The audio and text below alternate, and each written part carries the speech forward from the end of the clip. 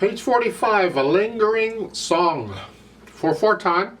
No sharps or flats in the key signature, so we're in the key of C major. One hand at a time. This piece has some passages in it, some movement that are really important to get technically.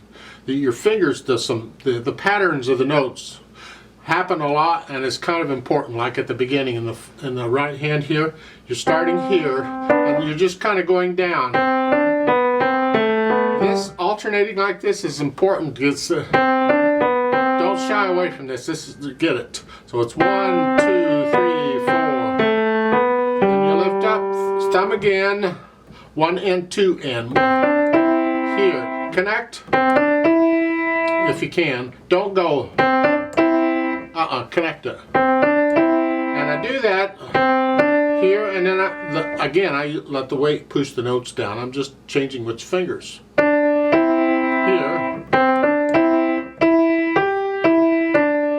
Then second line, you come down, do it again. So forth. Let's go down to measure 9 now. Come up. You finish measure 8 here. You're just going to lift up and move. I don't like using the same finger twice. It's not a real fast piece, we can get away with it. So go up. This is important. There, and then 1 and 2 and. And this sequence going up. Just 1, 3. Here. I like that. I like that fingering. And measure 13, you come down here. And then lift up and go on. Left hand. Start 1, 3. So it's 1, 2, 3, 4. I like that too. You need to be able to do this kind of thing. I had a terrible time learning to do that. I could not do that at all. The notes wouldn't go down. It was all weird feeling. And it's just a matter of taking it, do it in both hands. Just real slow. Over a very long period of time, I'm talking years for me, and you just keep at it, and eventually you can get it. It helps to use a metronome to stay. But you need to be able to do this. Now here you got rests in between them. I don't care. You still need to be able to do it connected. So it's here. 1, 2, 3, 4, 1, 2. And then come up. 1, 2, 3. Connect that. And the notes at the same time, and then next measure it's 1. Oh, I like that. These are some good technical things you got to get. Second line is very similar to that. Let's go down to the third line. You're up here, C and an E. 1, 2. You got to bring the little finger down 1, and then thumb. That's an E. C sharp. Again. Bring the little finger down, and then E and an F, and then treble clef up here, and then measure 13, bass clef comes back, and so forth. Put the hands together. You're kind of on top of each other here, but isn't that fun sometimes? I don't know. 1, 2, 3, 4. 1, 2, 3, 4. 1.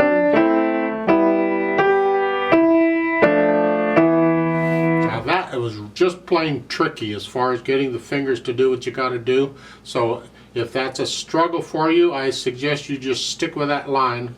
Forget the rest of it. Just get that line and get the hesitations and all worked out. You need to be able to play it all connected, because you're going to get this passage a few more times. If you can get it here now, that's actually, you've got a lot of this learned, because the second line is almost similar to that.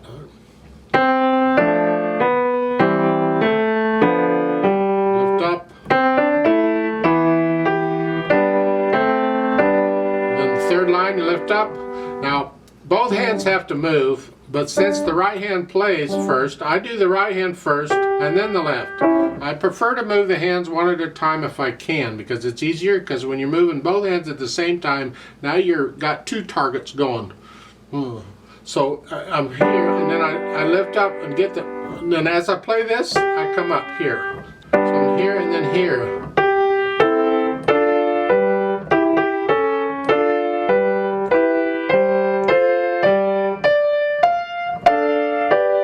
that's weird too. And starting with measure 10 here.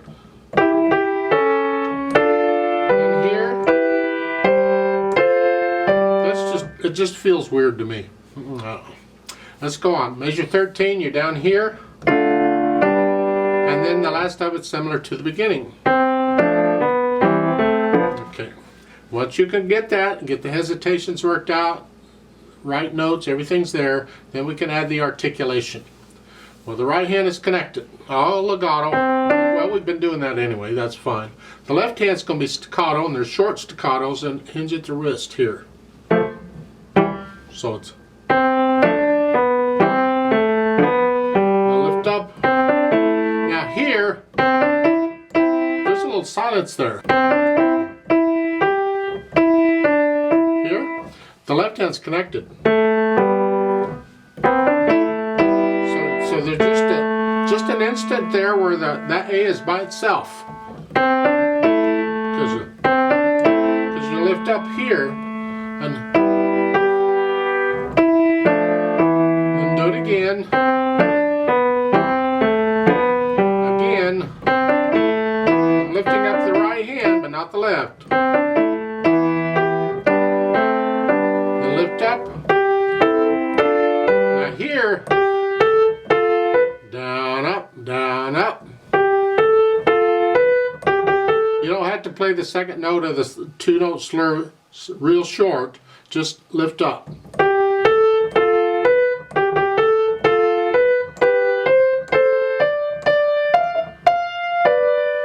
And the left hand has different slurs, so watch out, because they're all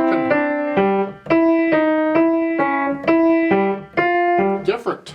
So I lift it up here, but not here. Now here, again, I'm lifting up the right hand, but not the left. Now they're the same. That's weird. I kind of like this. And then the end of it is similar to what you've had. So work out this articulation in each hand very carefully, because the slurs are not the same. Then we can add the dynamics. Moderately loud, whatever you think that is. And this is all the dynamics in this piece go to the right hand, because that's where the melody is. The left hand needs to stay in the background. So it just has a supporting role here. And you start out moderately loud, whatever you think that is. And you're going to go down probably to a soft, or maybe just to a moderately soft, or it doesn't tell you. You can just go down to a moderately soft if you want, but there's not much difference. So plan it. Don't get there. That's where your softest part. So it's, the left hand, keep it soft. Now you start there and get loud. Go back up to moderately loud. Here, and then come back down, and then the measure 5 they don't say anything, but start that moderately loud again. So at measure 3 you're here, moderately loud again, get softer, again get louder. Don't slow down necessarily, just get softer. And then in the third line, I suggest you can start this, because it's different, sort of in the soft to moderately soft range, because you're going to crescendo up to loud at the end of the line, and it's nice to start a little softer. And then here, and each one of these two-note slurs is just a hair louder. That's the loud part. Keep the left hand soft.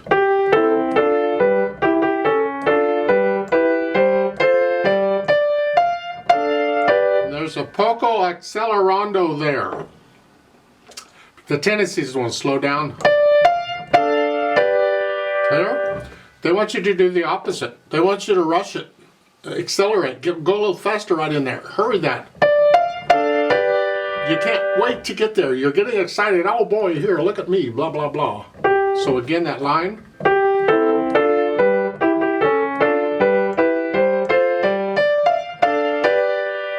You know, a little on edge. Now the audience has no idea what to expect. Well, in measure 13, you retard, you go back down softly. And you hold on to that. Now when I do this with a metronome, I'll just double the value of those notes. So in measure 12, the quarter note, I'll hold it 2 counts. And in this measure, measure 13, the half note, I'll hold it 4 counts. So, and then the odd tempo, you resume the speed you had before you changed it. In other words, go back to the original speed. Well, that's not what odd tempo means. It doesn't mean go back to the original speed. It means go back to the speed you were at before you changed speeds. Because tempo primo is go back to the first speed you had. So here, just go back to the original speed. Because if I say go back to the speed you had, well, you just accelerandoed. And you don't want to go back to that. So go back to the original speed you had. And here, you're going to crescendo up to loud. Don't slow down until you repeat it, and the second time, then you slow down. It's an interesting ending, though. Now, speed-wise, well, moderato, whatever, is in the matter of the middle. You're sort of in the middle. It's moderato.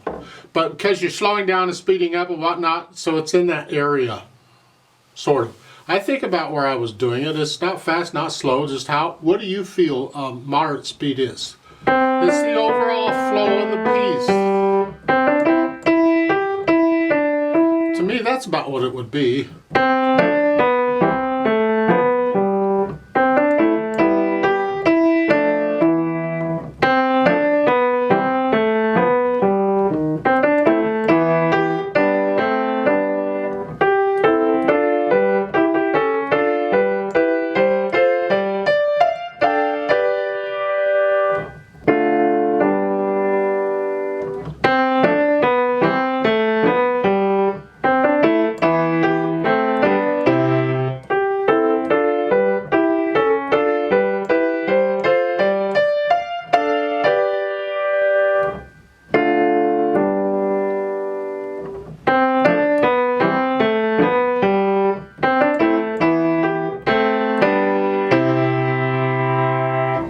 I'd like to play this with you very slowly to double check the notes and the rhythms. I'm not going to speed up or slow down.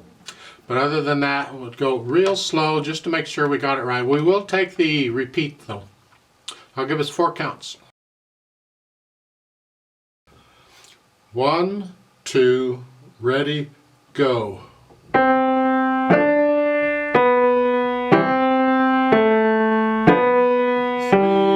4, and 1.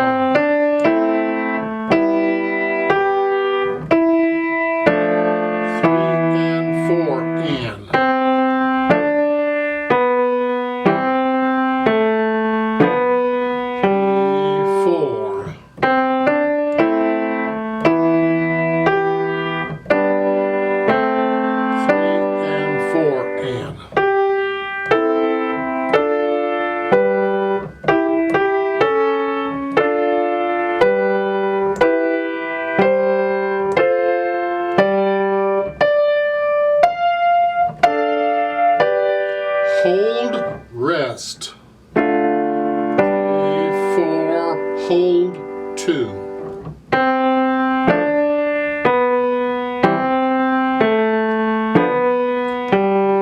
4 and.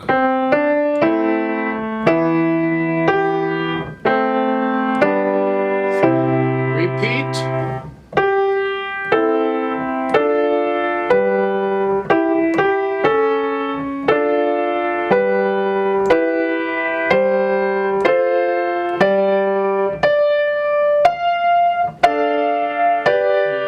Hold, rest,